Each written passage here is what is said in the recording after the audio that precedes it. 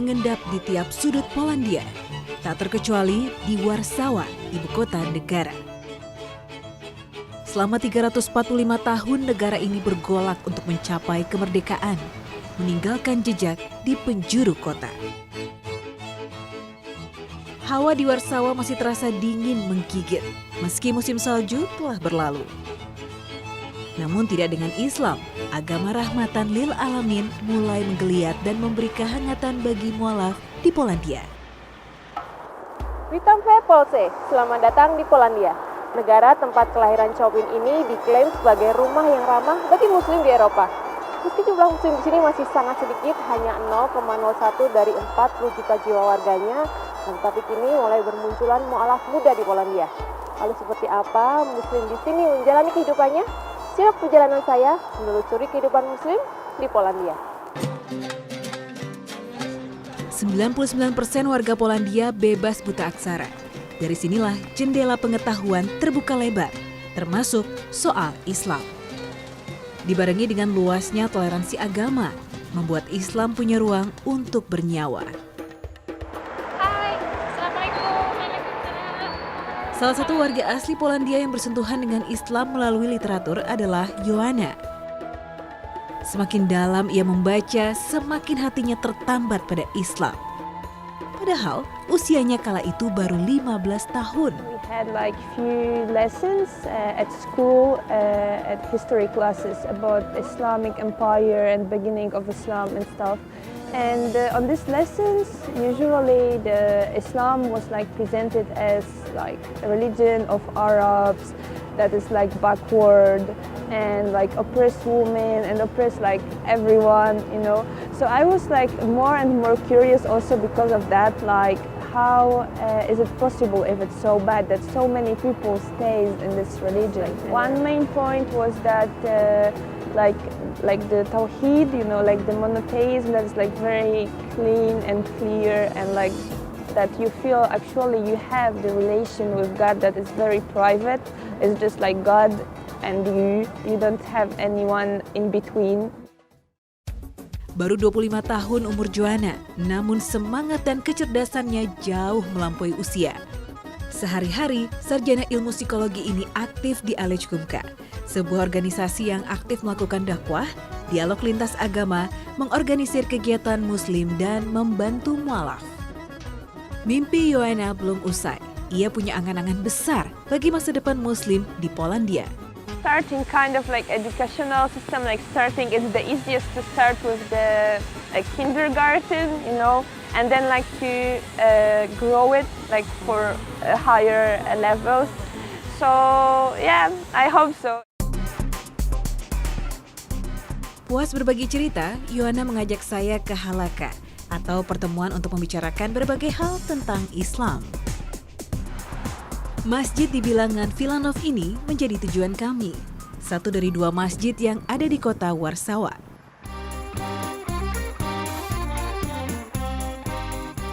Sebuah villa yang kemudian diubah fungsinya menjadi masjid.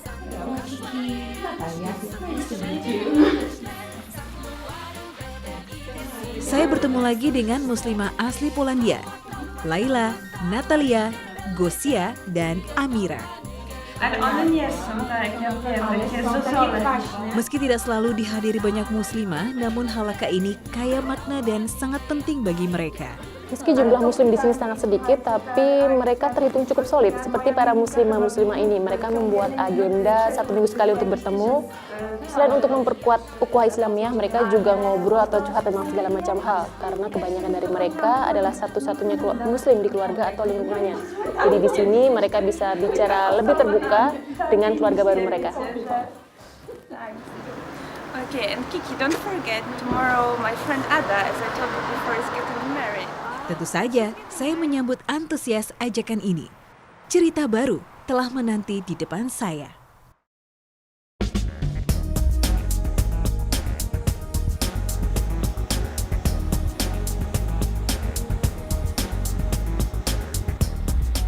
So this is the train? Yeah, Going we should down get to this this one. one? Yeah. Okay, let's go.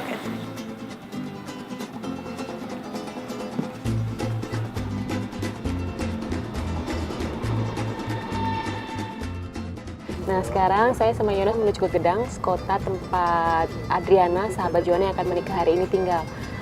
Adriana Joanna sudah cukup lama berteman, sekitar 3-4 tahun ketika mereka sama-sama kuliah di kota Gedang. Jadi meskipun jarak antara Warsaw, tempat Joanna tinggal, dan Gedang cukup jauh, sekitar 400 km, tapi Joanna meluangkan waktunya untuk bisa menghadiri hari bahagia sahabatnya. Dengan kereta cepat ini, kami hanya membutuhkan 3 jam untuk sampai di tujuan. Tidak terasa lama karena teman seperjalanan yang menyenangkan. The last message or Joanna, you took public transportation a lot, like train and bus, and you wearing hijab. Are there many people who staring at you or sometimes say bad things or do something bad to you? I think still like it's more with like curiosity, you know, like there are not many people who would say something bad to you or like treat you bad. They are more like curious and they just want to know like where are you from maybe. Then they are curious how it happened, like you are Polish, you know, and you're like a Muslim.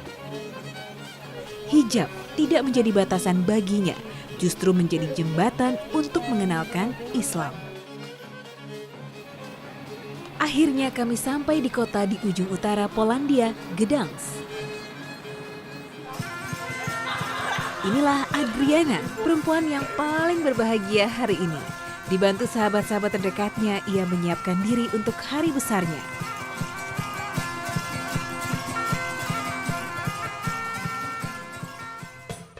Nah, sekarang kita sedang dalam perjalanan menuju rumah Adriana karena tadi dia bersiap-siap di rumah temannya. Dan sekarang kita berjalan menuju rumahnya karena pengantin pria sudah menanti di sana. Tidak banyak persiapan yang harus dilakukan karena Adriana hanya mengadakan acara kecil dan sederhana untuk pernikahannya.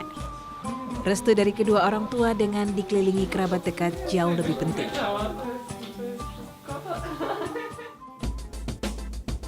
Masjid Gdańsk menjadi pilihan Adriana untuk menikah. Bukan sekedar indah dengan sejarah yang melingkupinya. Namun masjid ini punya makna yang sangat dalam. Disinilah Adriana mengucap 2 kalimat syahadat. Innal hamdalillah nahmaduhu wa nasta'inuhu wa nastaghfiruh wa na'udzu billahi min shururi anfusina wa min sayyiati a'malina. Man yahdihillahu fala dhalla lahu wa man yudlil fala hadiya lahu. Wa ashhadu an la ilaha illallah wahdahu la sharika lahu. أنا عقدت هذه العقد النكاح على أمر الله وسنة رسول الله. Perasaan haru menyelimuti. Di tempat ini sepasang manusia akan mengikat janji suci menyatukan 2 hati. Lebih dari itu, berbagai keyakinan juga menyatu di sini dengan damai. Meski berbeda agama dengan kedua orang tua dan mayoritas karibnya, namun mereka bisa saling menghargai dan hidup dalam damai. Sungguh indah sebuah keberagaman. لا إله إلا الله الحليم الكريم سبحان الله رب العرش العظيم. لا إله إلا الله الله أكبر محمد رسول الله. Alhamdulillah, ijab kabul antara Adriana dan suaminya baru saja berjalan dengan lancar dan kini mereka sedang mendapatkan ucapan selamat dari teman dan juga sahabat-sahabat terdekatnya.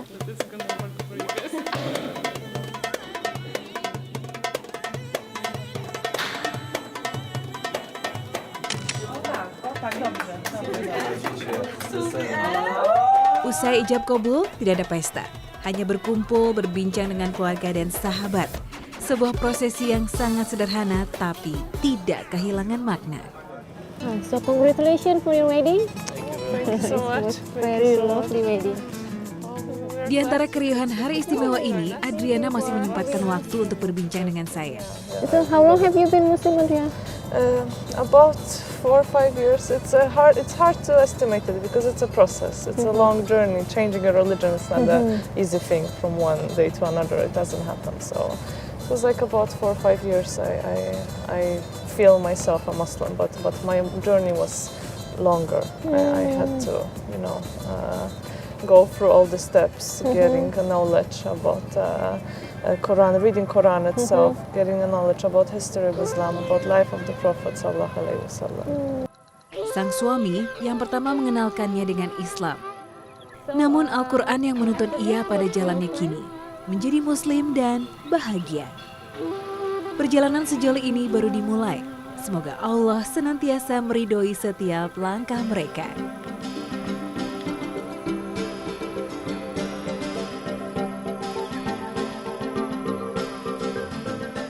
Selagi di Kota Gedangs, Yohana mengajak saya untuk mengulik sejarah tentang Islam yang tersimpan di sini. Nah, di Kota Gedangs ini juga menjadi rumah bagi Muslim di Polandia, meski jumlahnya tidak sebanyak di Warsawa. Tapi di sini kita juga bisa menjumpai masjid dan ada satu lagi monumen peninggalan bangsa Tatar, yaitu bangsa Muslim yang datang di abad 14. Nah, sekarang saya diajak Sista Yohana untuk melihat seperti apa monumen itu. Siapa sangka Islam turut menggurat sejarah di Polandia. Islam bahkan punya riwayat panjang di negara ini. Tersembunyi di tengah Taman Orunski ini, peninggalan kebesaran suku Muslim Tatar hadir. This what he's holding is like it was typical for Tatar troops. In Polish it's called buńczuk, and it is written on the sculpture that like with buńczuk for Poland. And yeah, as you can see on it, there is like crescent moon, and also on the helmet of the soldier there is like crescent moon and the eagle, which is symbol of Poland. First information about them fighting for Poland, it was in 1410 already, and there is like the whole story that they were serving in different battles, also during uprising when Poland wasn't on the map, when it was lost its independence, and they were like fighting and for Poland until Second World War. Monumen yang dibangun tahun 2010 dan diresmikan oleh Presiden Bronislaw Komorowski ini masih gagah berdiri hingga kini, menguatkan jejak Muslim Tatar di tanah Polandia.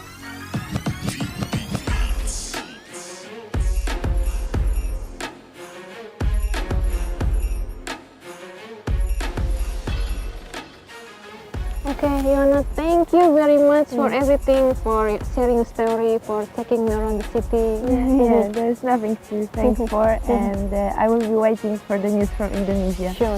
Yeah. Yeah, it was really nice. So take care. Yeah, you.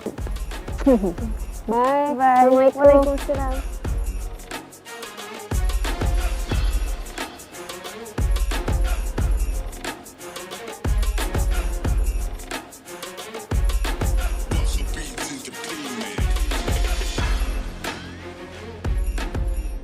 Setelah ini saya akan melanjutkan perjalanan ke kota di bagian barat Polandia, yaitu Poznan. Di sana saya akan bertemu lagi dengan seorang mualaf asli Polandia. Namun berbeda kondisinya dengan di Warsaw dan juga Gdansk, di mana Muslim lebih terbuka dengan keislamannya. Di Poznan situasinya berbeda karena masih banyak stigma negatif dan juga prasangka yang melekat pada Islam. Kota yang menjadi pusat kebudayaan di barat Polandia ini menjadi tujuan saya selanjutnya.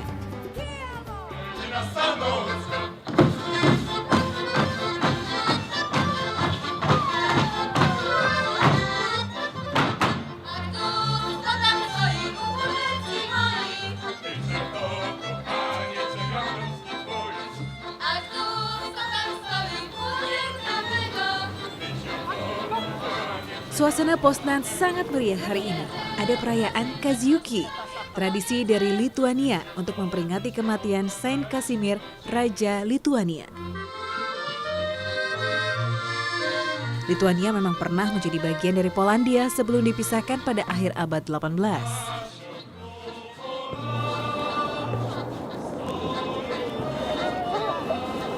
So nice to see you. How are you? I'm good. Yeah, I'm perfect. So pleased to meet you. Maybe we should find some square place. Enjoy this celebration. Yeah, I'm enjoying, but it's a little bit like too loud to talk peacefully. So maybe we should find somewhere else to have a look at this place. Yeah. Energik dan cerdas. Kesan pertama yang saya tangkap dari perempuan 34 tahun ini. Matanya selalu berbinar, cerminan hatinya yang bahagia. Setahun sudah ia menyandang status sebagai Muslim. Oh, it's pretty cold here. So, Martina, how's your life now after being Muslim here in Poznan? First of all, I have to, as I've mentioned, my personal life has become much more stable. I'm calm. I'm happy. I'm 1000% sure that my decision was right, and I will stick to that. What actually from Islam that really took your heart? I think it's the close relation to the God Himself. I mean, the feeling that anything you are doing in your life makes you one step closer to the God. Which means your lifestyle and your religious life are not separated from each other. Which means that anything you do in your life is a kind of religious act, because it is all about the intention of what you are doing. Yeah, we have to admit it is difficult to be a Muslim in today's Europe, which means that we have to be aware of some possible dangers. We have to be aware of the fact that people have many deep-rooted prejudices about us. Just like you mentioned before that in the bus, that somebody pray in the bus. There are some stories that, for example, when someone starts to pray in a train or with public transport, people call the police because someone has said Allahu Akbar, which means they are for sure preparing some attack or something, because there are some films which show people preparing to bomb attack like this, because you know what I mean. So this is the only thing they associate. Setelah berbagi pengalaman, Martina mengajak saya ke masjid yang punya kesan mendalam baginya. Here we come. This is our masjid in Poznan. Welcome. Dan ini dia, di Poznan ini ada satu tempat yang dialihfungsikan menjadi sebuah masjid, dan disinilah Martina dulu belajar pertama kali tentang Islam dan kemudian mengucapkan syahadat di masjid ini.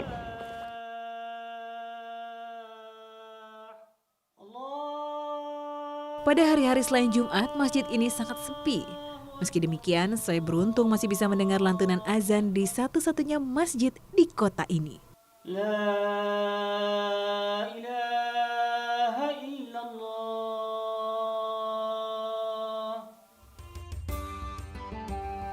Bangunan ini terdiri dari 2 lantai. Lantai dasar untuk sholat, sementara lantai atas multifungsi. Mulai dari kelas mengaji, perpustakaan, dan juga museum. So this is it. Yeah, this is our museum part of the masjid, of which we are especially proud and try to invite our guests. Created, devoted mostly to people who are non-Muslims, but to some extent interested in not only in the religion, but in the culture, languages, and so on, but also to people who are ready to acquire some more knowledge, some specific knowledge concerning the religion itself, and are probably preparing to become Muslims as well. And that's why, from my point of view, the role of this part of the masjid is equally important as the masjid. Nah, jadi di masjid ini selain menjadi tempat ibadah, tapi juga menjadi pusat kebudayaan Islam. Seperti kita lihat, ada museum yang menyediakan koleksi-koleksi barang dari Maroko dan negara-negara Islam lain. Di sini juga ada perpustakaan, dan ada juga kelas religi yang terbuka bagi Muslim dan juga non-Muslim yang ingin belajar lebih tentang Islam. Betul, Martina? Ya. Betul.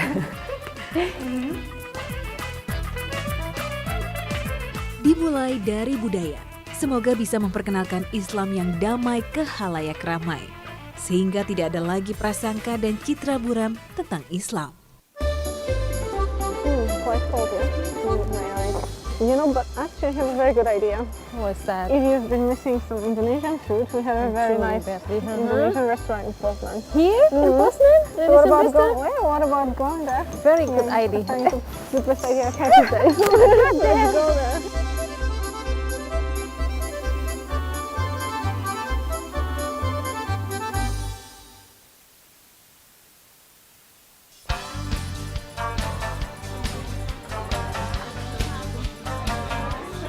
Menemukan makanan Indonesia di Polandia memang bagai menjumpai oase.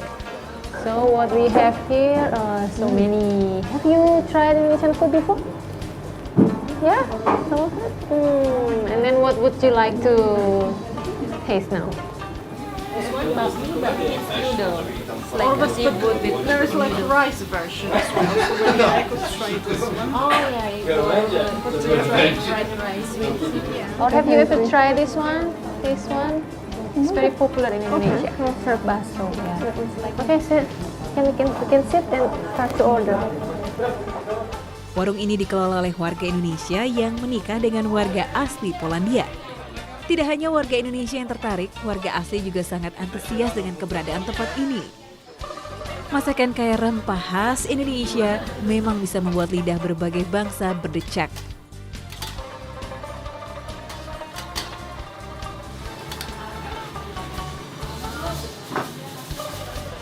Perjalanan yang penuh dengan kejutan membuat mata dan pikiran terbuka lebih lebar. Meskipun jauh dari Indonesia, tapi saya merasa seperti di rumah karena saya bisa bertemu dengan saudara Muslim di negeri yang sangat jauh dan juga bisa merasakan masakan Indonesia di sini. Menyenangkan. So, how do you like your food? It's delicious. Delicious? I've been really enjoying my time here. I'm sure I will be back here. someday. Yeah.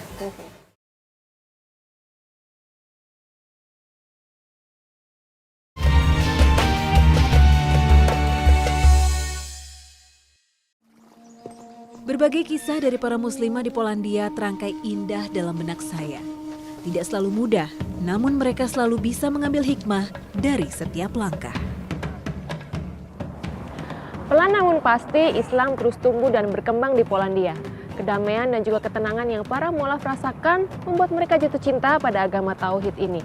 Dan apapun rintangan dan juga tantangan yang mereka hadapi, mereka selalu istiqomah karena mereka percaya Allah Subhanahu wa Ta'ala akan selalu melindungi setiap langkah mereka.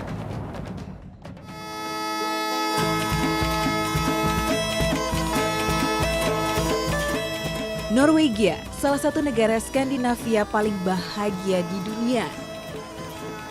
Warga negeri Viking ini hidup sejahtera dan makmur di tengah dinamika kehidupan multikultur.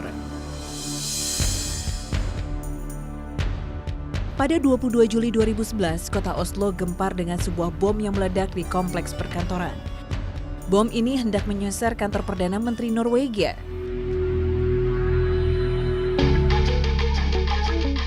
Tidak berhenti di situ. Di hari yang sama, sang teroris Anders Breivik melanjutkan aksinya di Pulau Utoya. Ia melakukan penembakan membabi buta di pulau kecil ini, di mana ratusan remaja sedang mengadakan kemah musim panas. 70 nyawa melayang hari itu.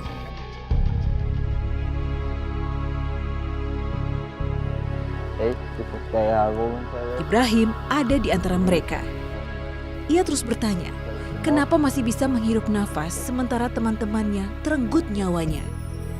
Hingga akhirnya tangan Allah menyelamatkan dan mengantarnya pada Islam. Ilaha illallah illallah wa ashhadu anna Muhammadan abduhu wa rasuluh. Masya Allah, Masya Allah, gi meg en stor klem.